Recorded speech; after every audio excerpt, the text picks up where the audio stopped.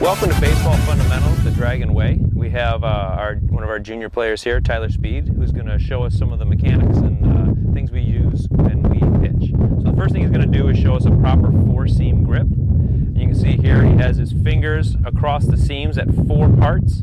That's why we call it a four-seam grip. He has his thumb underneath it, and you want to hold this loosely in your fingertips. You don't want to hold it all the way back. If you hold it all the way back, it adds more friction and slows it down. The second grip he's going to show us is a two-seam grip. So on the two-seam grip here, you have it where he's touching 2 seams, one on each side. Some pitchers like it like that. Loosen a little bit. Some pitchers like it where it's a little bit more narrow. A couple of things you can do is you can bring your fingers together. You can shift them slightly on the edge of the ball, bring them together slightly to the edge. That's going to add a little bit of movement to the ball, and yet you're still throwing a fastball. You can go to this end and do the same thing where you throw it just like a fastball, and you're just adding a little bit of movement to the ball without having to add any torque to your arm. And then the last grip Tyler's going to show is a change-up grip.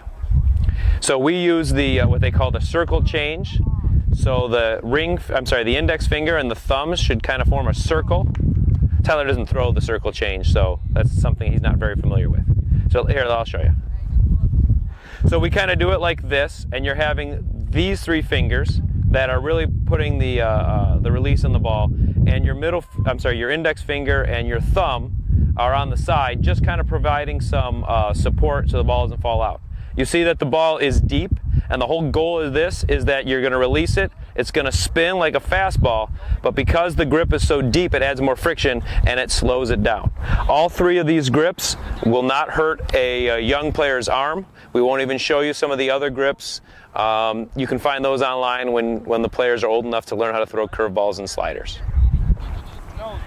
So now we have Tyler on the mound, and he's starting from a windup. This is a position you use when there are no runners on base.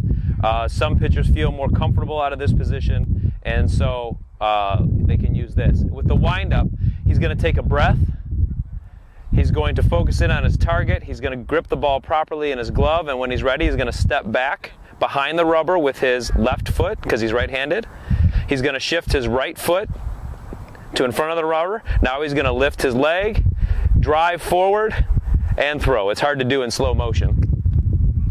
So we'll do the same thing here, but now he'll go through at regular speed so you can kind of see what it looks like. Again, this is called a windup.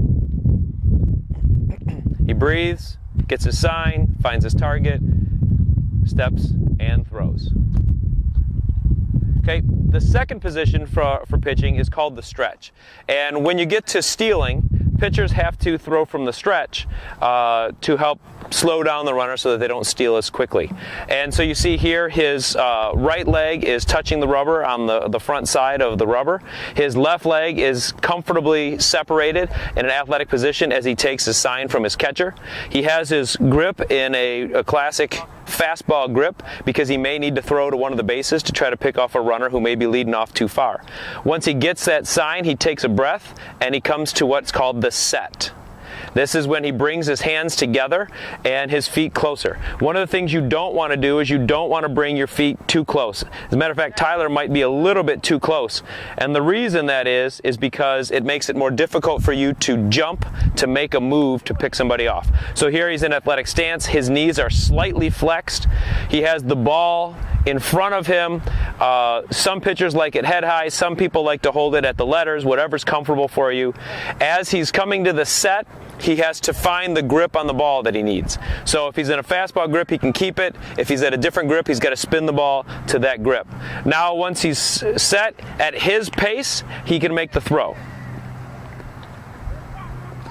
One of the things effective pitchers do is they change the timing that they hold the ball for so that the runner doesn't have a good read on when to steal the next base. So Tyler will go through the process here without stopping to listen to me talk. So he's taking a sign, takes a breath, comes to the set position. Now, by rule, in the set position, a pitcher must stop for 1 second, otherwise it'd be considered a balk.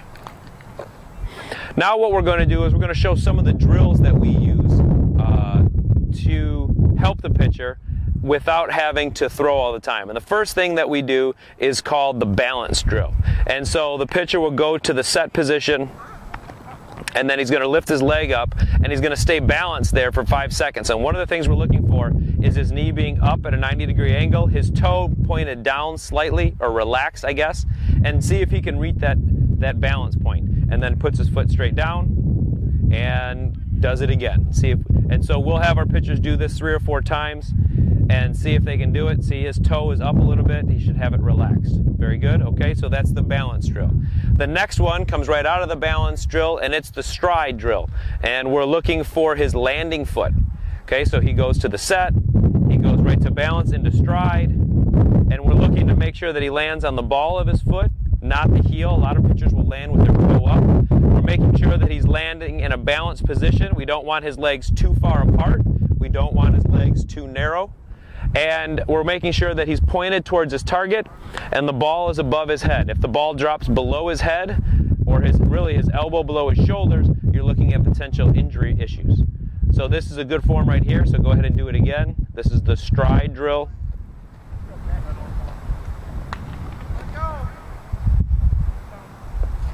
Okay, and you see there he was a little bit off balance falling forward, so that'd be something we would work on. And then the last one we do is the follow through. So you can actually put the ball down. We don't even really do the use the ball for these drills. He's just going to go right from the balance to the stride. Go ahead, stride. And then the follow through, what we're looking for is that his back leg, in this case his right leg because he's right-handed, comes forward. His chest is down. His arm follows through all the way to his left knee. And that's what we're looking for, and that also that he tucks his glove next to his ribs, and that's the balance drill. Lastly, I want to go over a few exercises we can do, and this is actually for any position. It doesn't have to be for pitcher, but if you want to grab the ball again,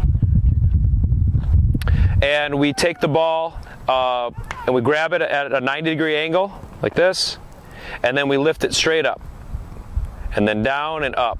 And this is a way to strengthen your shoulder. You can do this even without a ball as a warm-up. Another one that we do is we take the ball straight in front of us and we lift it straight up.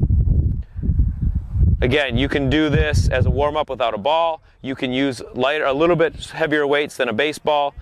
We also go from the belly button up to the side of the shoulder, straight armed though. There you go. And again, you're strengthening your shoulder muscles.